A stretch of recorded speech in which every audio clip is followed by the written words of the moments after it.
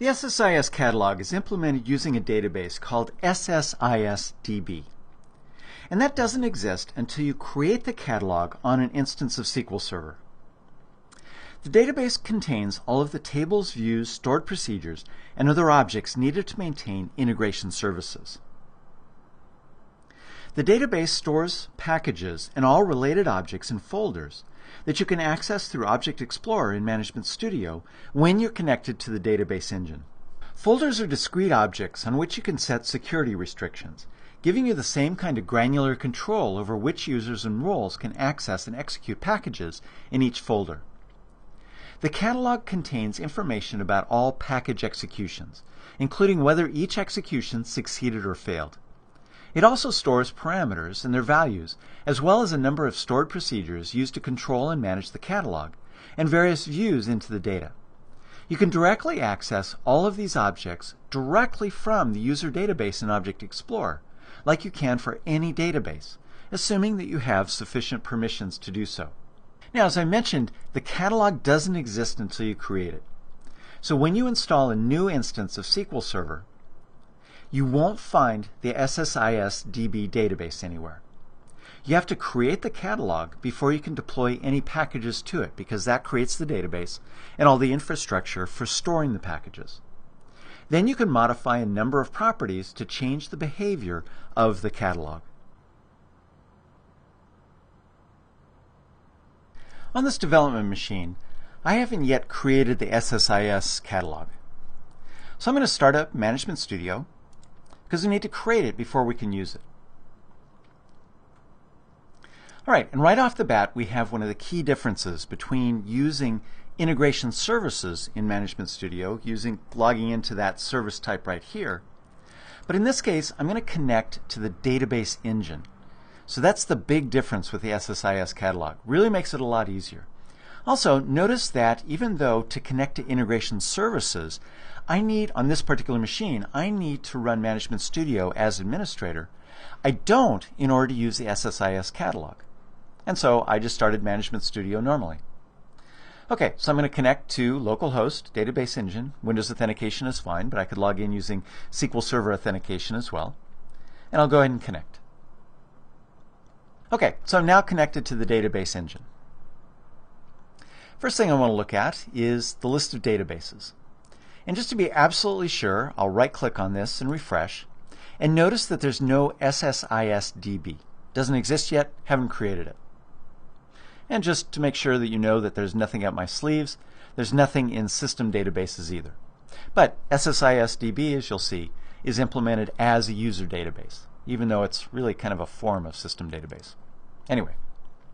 Okay, so the way that I manage this is right here under this node, Integration Services Catalogs. Double click on that now, it's empty. So I'll just right click on this and select Create Catalog. And that opens up this Create Catalog dialog box.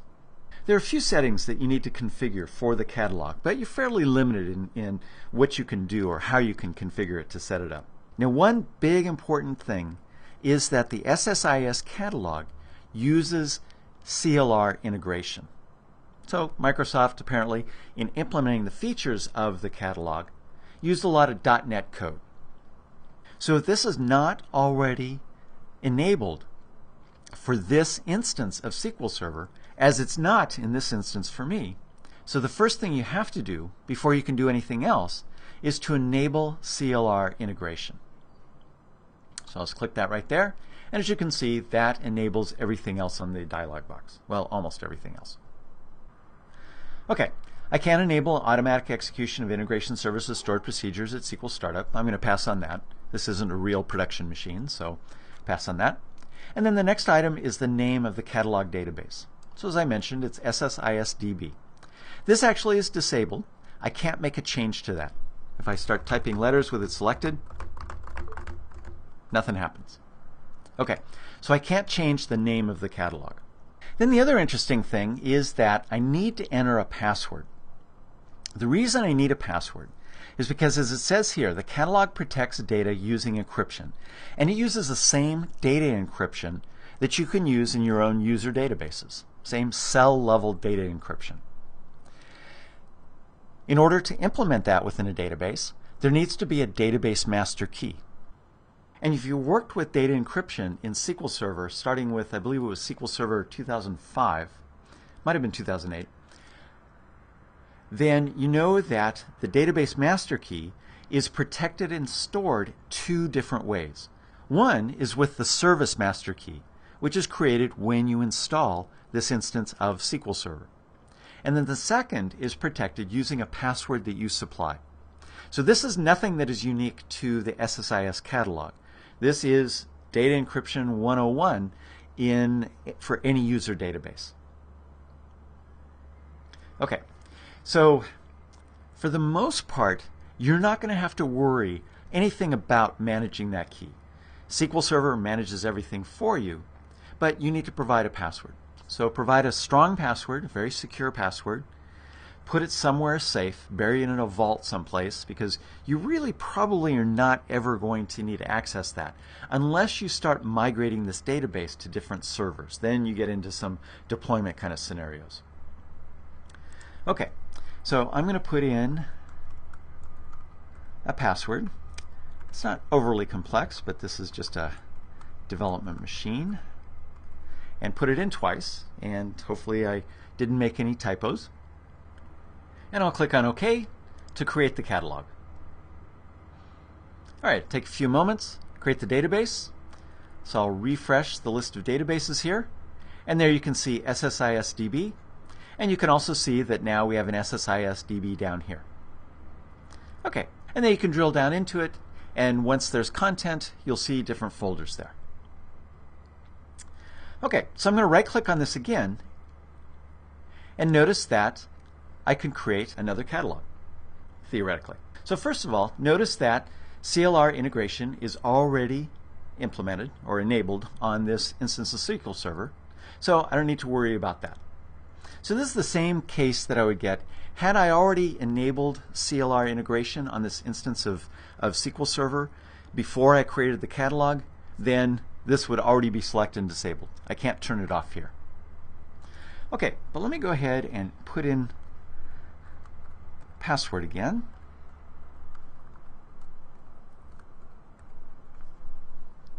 And I'll click on OK. And notice that I get an execution error. There already exists a catalog. Click on there to get the message back. And currently there's only one catalog supported. Okay, so this is kind of weird because sometimes I've seen where the right-click link is disabled for Integration Services Catalog. In this case it wasn't for some reason, but it prevents me from creating a second catalog. You can only have a single SSIS catalog. And what's interesting though is that error message kind of implies that in the future you may be able to create multiple catalogs. But through SQL Server 2014 that's not possible. Okay, so I'll cancel out of that and we'll live with our single SSIS DB database.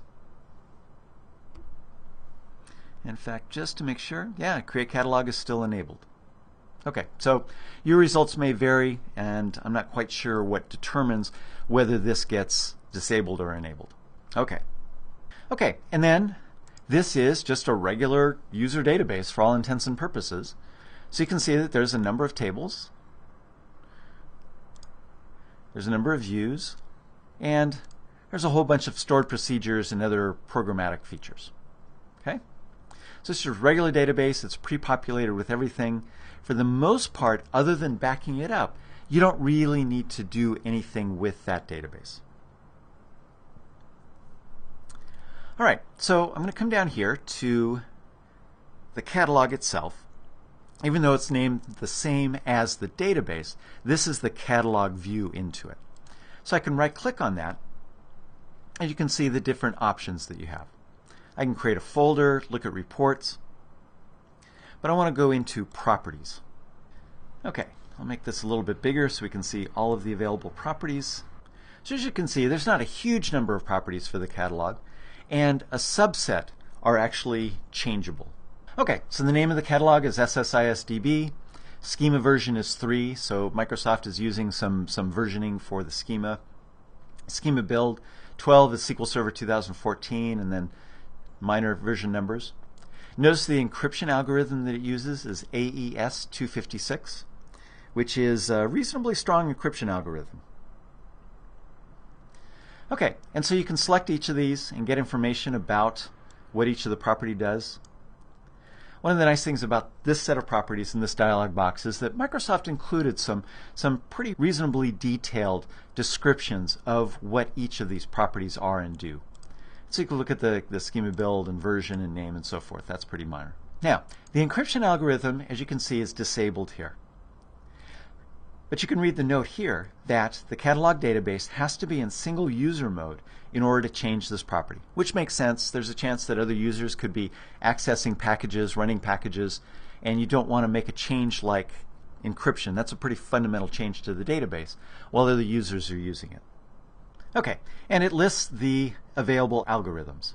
So generally, probably shouldn't have a reason to initially change it unless you really want to bump up the strength of the encryption, but AES 256 is pretty reasonably strong. Then there's a few properties here for operations. By default, it's set to clean logs periodically. And I can expand this just a little bit more. See these verbose descriptions. So as it says, when it's true, operation details and operation messages older than the retention period, which is this 365 days by default, are deleted from the catalog. And when the value is false, all the operation details and operation messages are stored in the catalog. Okay. And additional note, a SQL Server job performs the operation cleanup. All right, so probably generally you're going to want to leave that set to true, because the SSIS catalog stores a lot of information about package execution and the projects that you store there. And even with the relatively few packages that you execute frequently, it can require an awful lot of storage space. All right, so those options allow you to have SQL Server do its own cleanup. And then you can see that there's some properties with some information about the current size. This is a brand new catalog. I haven't executed any packages, I haven't installed any packages, and so there's no data there at the moment. Another nice thing about the SSIS catalog is that you can save versions of packages and really save versions of projects. So it used to be, and this is the case when you use integration services using the package store and those related technologies, is that you could deploy a package and then update it, but you'd lose the old package when you updated it. But now, when you deploy a project, it has a version number applied to it, and you can retrieve old versions. And by default, it's going to retain up to 10 versions of those projects. And then you can also have integration services periodically remove old versions. And so it's going to remove any that exceed the maximum number that you set there. And then you can also get some status information about the total number of versions that are currently being retained and the current size of the log.